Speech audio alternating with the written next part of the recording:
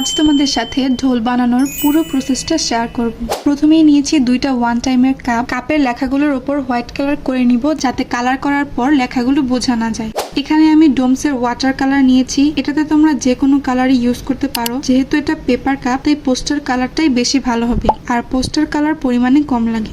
রংগুলো শুকিয়ে যাওয়ার পর এর দুই মাথাকে গ্লু দিয়ে লাগাবো। তোমরা যে কোনো গ্লু দিয়ে এটা লাগাতে পারো, তবে যদি ফেভিকুল আঠা দিয়ে লাগাও তাহলে এটা শুকাতে খানিকটা সময় লাগবে। এবার হচ্ছে মোস্ট ইম্পর্টেন্ট পার্ট, সেটা হচ্ছে সুতা লাগানোর জন্য এর পয়েন্ট গুলো মার্ক করা। তোমরা এখানে ভালোভাবে খেয়াল করবে। প্রথমে এই পুরো সার্কেলটাকে 4টা ভাগে মার্ক করে নিবে। এক পাশে যেই জায়গাগুলোতে মার্ক করেছো, অপর পাশে ঠিক বরাবর করে 4টা মার্ক করে নিবে, যাতে দুই পাশের 4টা মার্কই বরাবর থাকে। এবার আমি নিয়েছি অফ হোয়াইট কালার একটা ওলের সুতা, আর নিয়েছি একটা সুই।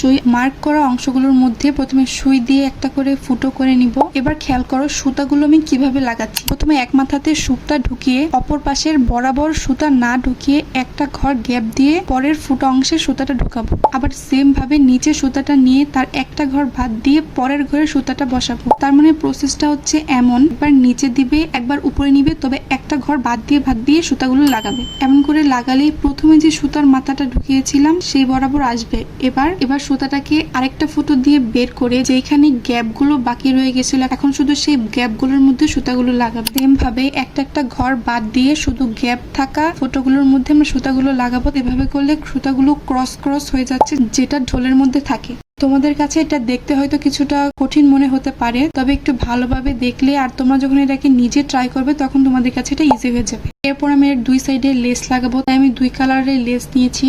একটা করে লাগিয়ে দেখছিলাম কোনটা ভালো লাগে। দুইটাই ভালো লাগছিল, তবে রেড কালারটা বেশি ফুটেছিল। এবার দুই মাথার মধ্যে 6000 গ্লু দিয়ে লেসটা লাগিয়ে দেবো।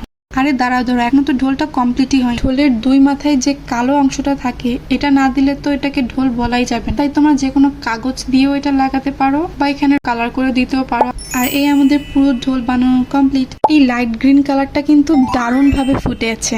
কেমন লাগলো তোমাদের কাছে এই ঢোল বানানোর প্রসেসটা অবশ্যই জানাবে।